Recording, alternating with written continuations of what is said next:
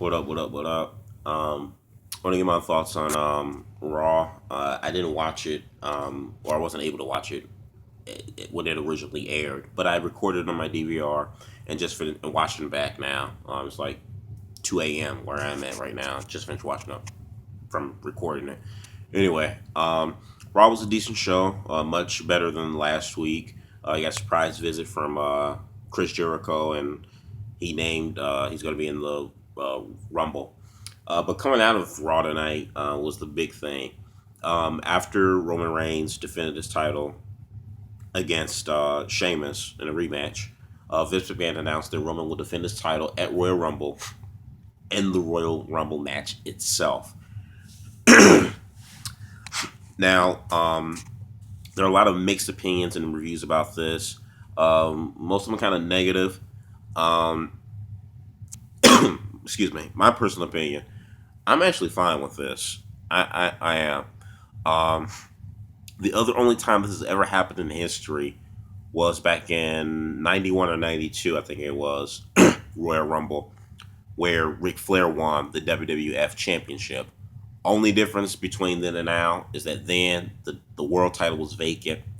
This time, we actually have a champion that's going to be defending his belt in the Rumble match itself. I'm fine with this because um, it's an old concept, something that they haven't done in like literally 2 decades that they're bringing back. So it's something that's old but yet fresh because they've only done it one other time. So it's still pretty fresh and new, I guess you could say, because it's only been done one other time in history. So for that perspective, I will give WWE credit for that. It has my interest there. Two, um, they need a buzz. They need to do something different. This is WrestleMania season.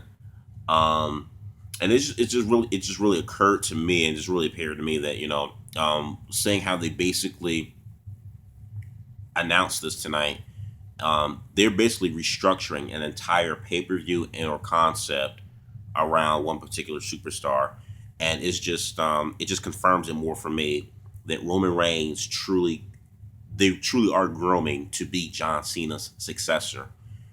Um, because I mean, when you look at the entire McMahon family, from the entire McMahon family having a feud to Vince McMahon himself coming out on TV not once but three times, make three TV appearances like week to week just to put over a superstar. And on top of that, you're restructuring the entire concept and theme of a pay per view around this one particular superstar. You ain't doing that for just any up and coming, young WWE talent. You're doing this for someone special or that they would deem special. Roman Reigns is going to be John Cena's successor. Whether you hate him or like him or not, whether he sucks on the mic, do I think Roman Reigns uh, needs to work on some skills and some things he can still need to grow and improve on? Excuse me. To be that next poster child, absolutely. I think there's still there's more work to be done to Roman Reigns, but right now they're taking the necessary quote unquote steps to um, get him ready full time for that position. He's not there yet, but they're taking he's climbing that mountain. I think once Roman Reigns fully consumes the position of the new number one guy of the company is when he faces John Cena and John passes that torch. But for right now, he's taking those steps to getting there and being that new face of the company. Because it just astounding just to see how they Vince McMahon coming out the Royal Rumble. You ain't doing this for just anybody. Um, but putting that aside, I think that this is actually interesting to me because it adds something interesting. I mean, Brock Lesnar comes back next Monday. You got to figure he's going to announce his entry in the Royal Rumble. Brock Lesnar hasn't been in the Royal Rumble. I mean, ever since Brock Lesnar came back in 2012, he hasn't been in the Royal Rumble at all. Period. So having him in there would be pretty cool. So you have Brock Lesnar, you have uh, an Undertaker, a Kane, a returning Chris Jericho, whomever they may else have.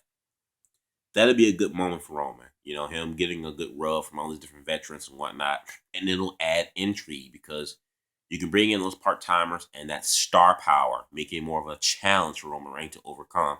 Because let's face it, Roman Reigns, they've done everything they can with him being a chaser for the title and him being screwed.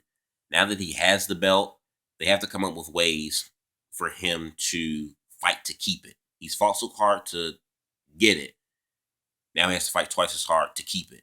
That's the storyline that they're going with.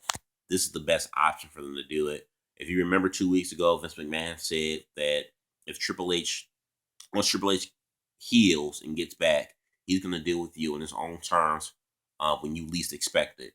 Vince McMahon himself said that, so you got to figure maybe Triple H is going to come back into the Royal Rumble. This could go either way. If now again, just to back up just a little bit, some people kind of complain. I've heard complaints already saying, "Well, what's this lead for the Royal Rumble match? The Royal Rumble winner.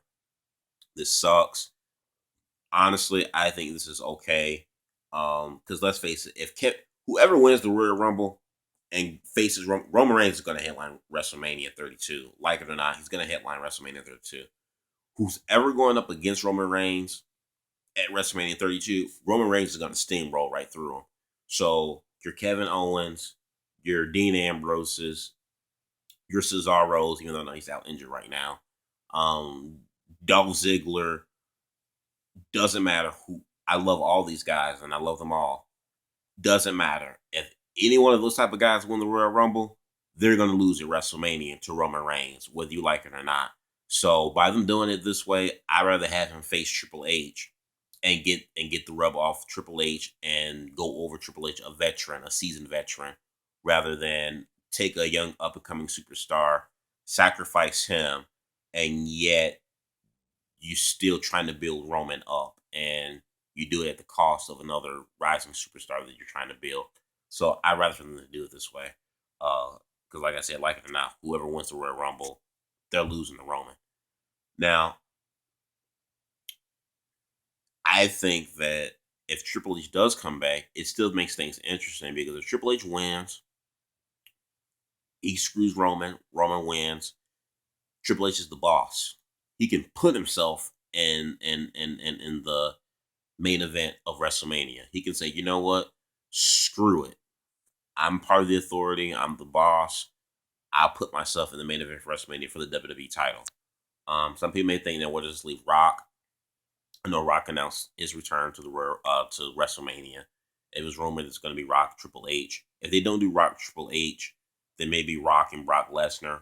I will think that would be another good cash cow because Rock and Brock Lesnar only face each other one time in their careers.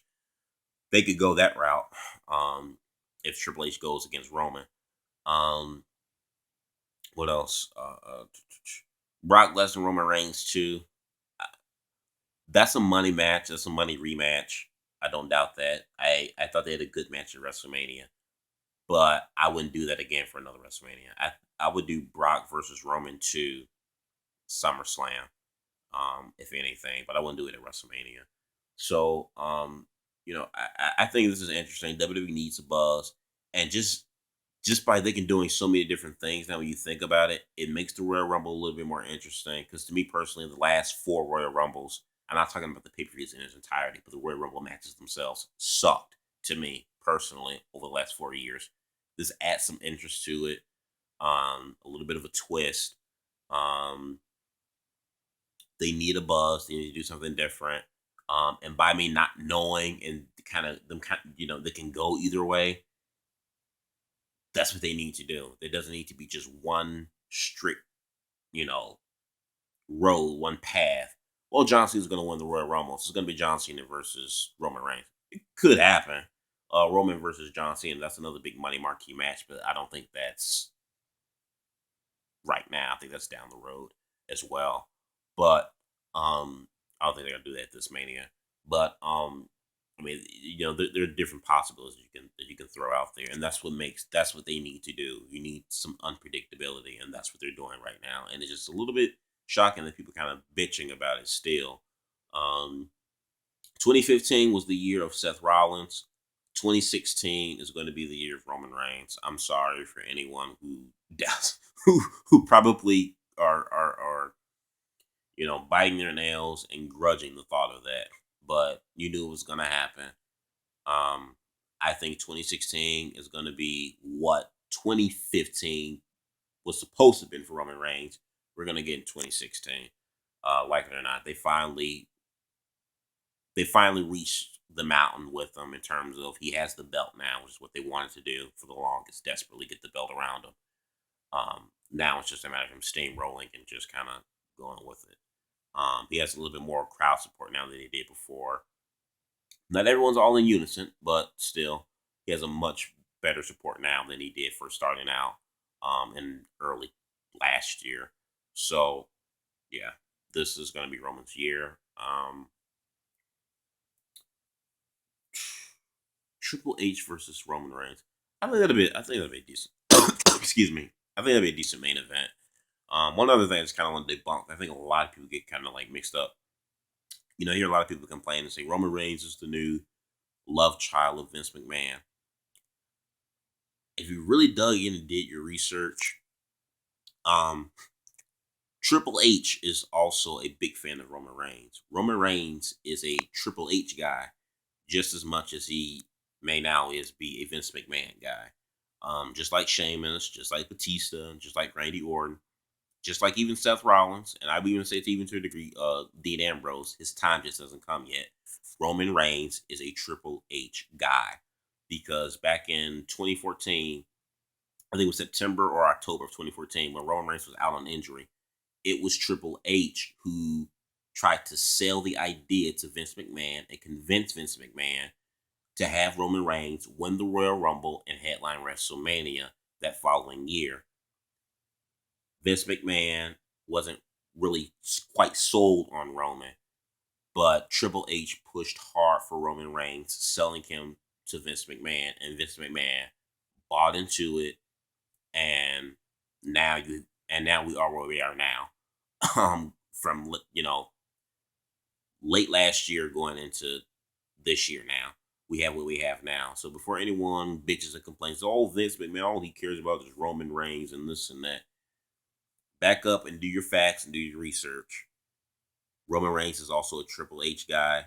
Triple H was the dude that sold Roman the idea of Roman as being that next big guy to Vince McMahon, and Vince McMahon jumped on the bandwagon. He wasn't behind Roman 100% completely at first, but with enough convincing, Vince jumped that bandwagon. But it was all due to Triple H, so who planted those seeds. So um, I'm just saying, just do your research. I know a lot of people seem to think that, well, Roman Reigns is Vince McMahon's ideal type of guy, but Seth Rollins is Triple H's ideal type of guy. Both Roman and Seth Rollins are Triple H's ideal type of guys. He's the one that has groomed them, as well as Dean Ambrose, and has hovered all over all three of those guys and have really protected them since they were the Shield. So, yeah, you guys let me know what you think about this. I'm dying to hear your thoughts in the box below. Comment, subscribe. Peace.